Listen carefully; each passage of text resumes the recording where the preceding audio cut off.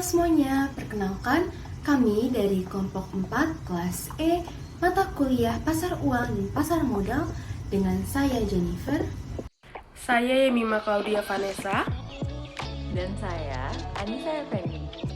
Sebelumnya, mari kita pahami apa sih pentingnya berinvestasi. Yang pertama, meningkatkan nilai aset dan juga kekayaan pribadi. Bagi setiap orang yang melakukan investasi, dapat dipastikan ini akan meningkatkan nilai aset dan juga kekayaan pribadi mereka. Yang dimaksud sebagai aset di sini tidak selalu dalam bentuk properti, karena uang yang disimpan sebagai dana investasi juga terhitung sebagai aset. Aset yang telah Anda sisihkan sebagai investasi tentunya akan terus berkembang dan bertambah semakin banyak. Dengan berkembangnya aset Anda, maka akan berkembang juga kekayaan Anda. Yang kedua yaitu untuk meraih kebebasan finansial.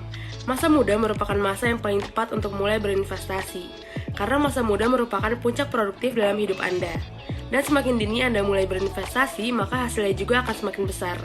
Kebebasan finansial merupakan kondisi di saat Anda tidak perlu lagi bekerja keras untuk mendapatkan uang, karena Anda sudah memiliki harta yang cukup untuk menghidupi Anda. Dengan berinvestasi, Anda bisa mendapatkan pendapatan pasif secara berkala tanpa harus bekerja. You know, the biggest complaint about my generation is millennials know all the answers, but they can't do it. That the school system was hijacked by the ultra-rich years and years ago to never teach people what I know.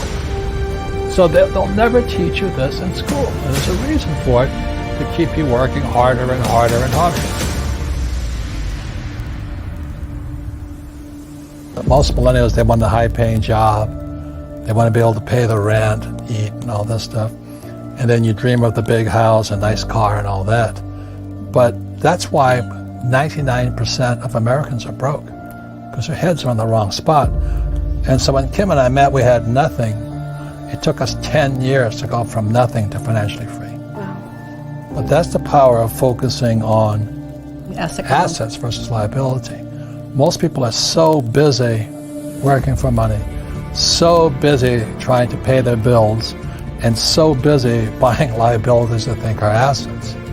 So my first gift to Kim was the counting game to get her head in here, and today we're financially free. So everybody can do it. It's a matter of putting your head into the right column. And for me, it was in '73, I took my first real estate investment course here. I'm free. And then there's government money, which is fiat currency, which is the dollar, the yen, the peso, the euro, the yuan. Yeah. Fake. And everybody's working hard for it. It's like eating fake food. That's why people are getting sick financially, because they're working for fake money. And then there's fake assets, which is another part of the fake millennial, the fake generation series. If you look at what happened with the fake central bank, see, the purpose of the central bank or the Fed, or all, you know, the Japanese, the Bank of Japan, the European Central Bank, they pump out fake money. The purpose of central banks like the Fed is to protect the banks, not you. They're a criminal operation as far as I'm concerned.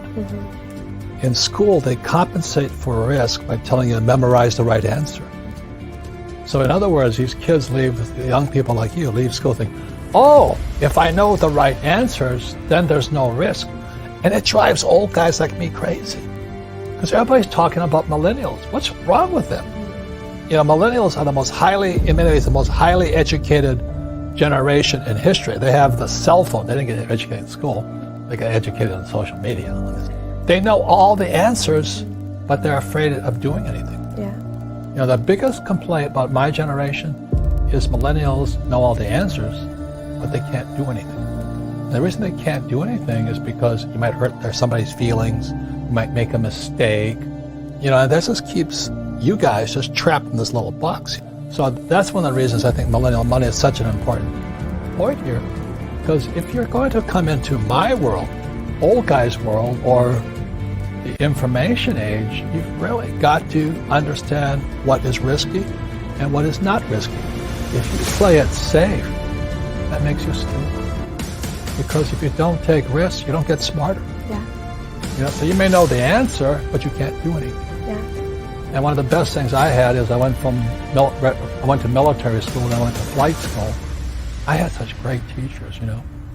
All of them could fly. You know, so my flight instructor could fly. What a novel idea. You know, a flight instructor and fly. But when I was in high school, most of my teachers were terrified. They're all cowards, you know, job security. Don't make mistakes. Just memorize the right answer and you'll be safe. And that's why most school teachers aren't rich. Yeah. Because if you're going to be successful, you've got to take some risk. When you look at this financial statement up here, that's what your banker wants to see. Your banker doesn't care about your grades. Banker doesn't care what school you went to. I mean, so many people say, oh, my banker won't give me any money. Well, because you don't have one of these. And when you look at most of the politicians today, they don't have one of these either. The U.S. government doesn't have one of these anymore. They stopped doing this because of the U.S. government, the budget is so out of balance, they can't do anything. So that's why, you know, 22 years ago, in 1996, I created the cash flow board game. The purpose of this was so people could teach people what our school systems will never teach you. Never. Because they don't know it. Because evidence is now coming out that the school system was hijacked by the ultra-rich years and years ago to never teach people what I know, what my rich dad taught me. So you're going to depend upon the government to take care of you. That's crazy. One last thing which I think most millennials understand is, you know, in Rich Dad Poor Dad, I wrote about Ray Kroc, founder of McDonald's. And he was teaching at the University of Texas, the MBA program. And Ray asked, and most of the MBAs are going to come out here. So Ray Kroc asked him, he says, what business is McDonald's in? And everybody yelled and said, no, we know you're in hamburgers. And Ray says, no, we're not, McDonald's is not hamburgers. McDonald's is in the business of real estate. And the money McDonald's makes buys the real estate. The formula I follow personally is McDonald's. We have an education company that buys real estate, which means we make a lot of money, pay zero taxes, legally. So they'll never teach you this in school. And there's a reason for it, to keep you working harder and harder and harder.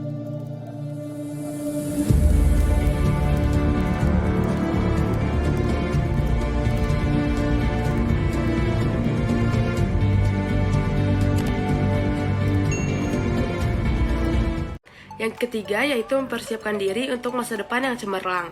Investasi yang kamu siapkan sejak dini tentunya akan membantu kamu untuk hidup lebih nyaman di kemudian hari.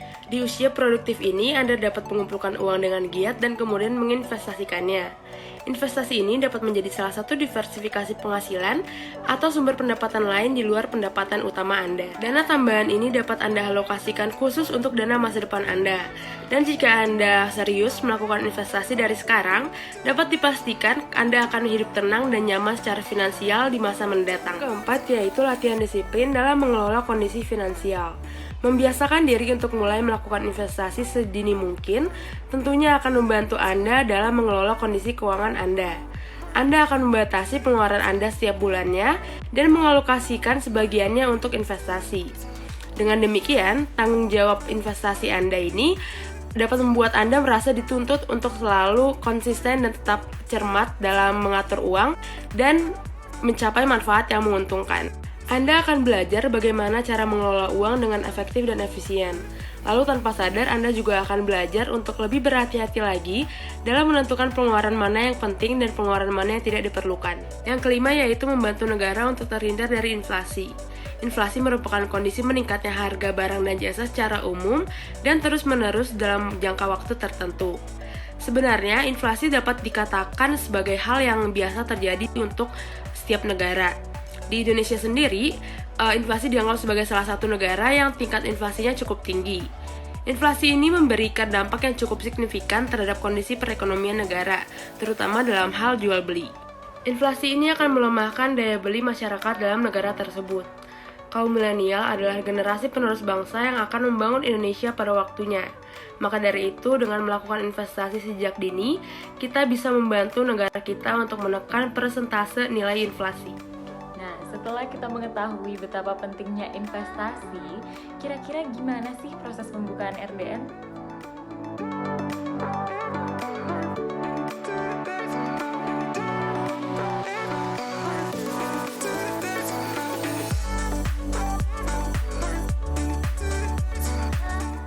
Yang pertama, calon investor mengajukan pembukaan rekening efek kepada perusahaan efek.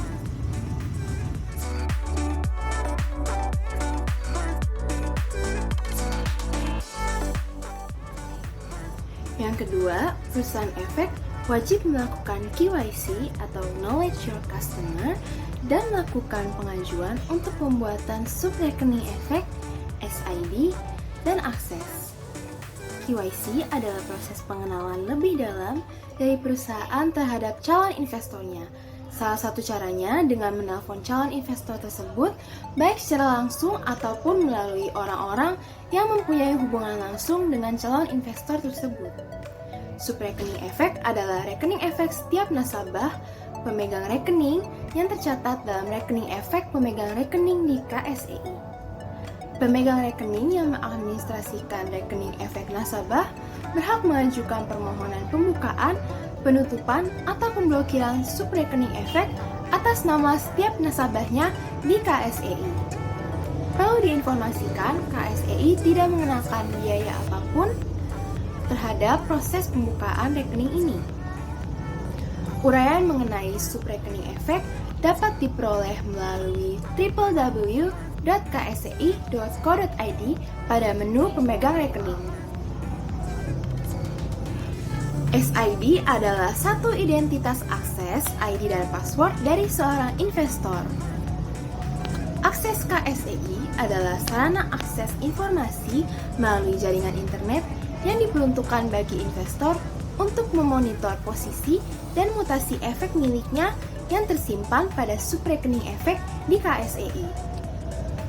Setiap investor berhak untuk memperoleh akses atau fasilitas ini melalui pemegang rekening KSEI, di mana investor terdaftar sebagai nasabah. KSEI tidak mengenakan biaya apapun baik kepada pemegang rekening KSEI atau investor. Lebih lengkapnya, Anda dapat memperoleh penjelasan lengkap mengenai fasilitas akses KSEI baik melalui brosur maupun buku panduan di www.ksei.co.id.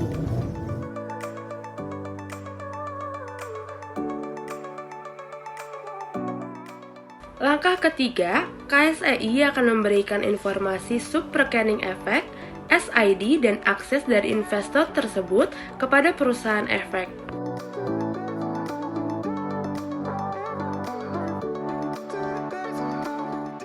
Langkah keempat, perusahaan efek menyerahkan formulir Bank RDI kepada Bank RDI yang dipilih oleh investor.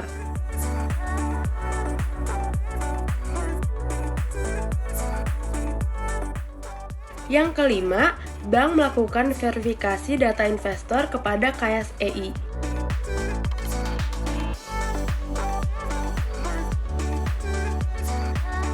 Yang keenam, KSEI memberikan informasi data rekening dan saldo mutasi kepada bank.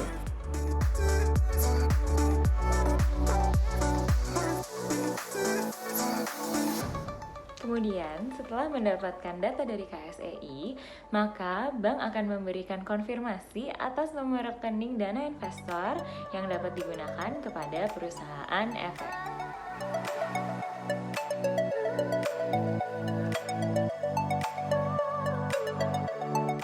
Kemudian, setelah proses di KSEI dan RDI selesai, perusahaan efek dapat langsung mengaktifkan rekening efek dari calon investor tersebut dengan memberikan user ID, password, PIN code, dan menginformasikan ID akses investor tersebut dan langsung melakukan login ke www.homes.co.id atau www.homes.web.id.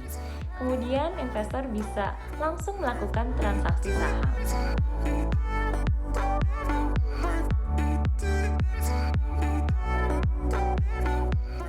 Lalu yang terakhir, bila kartu akses dan PIN code sudah diterima oleh KSEI, investor dapat langsung menggunakan akses di website investor.ksei.co.id.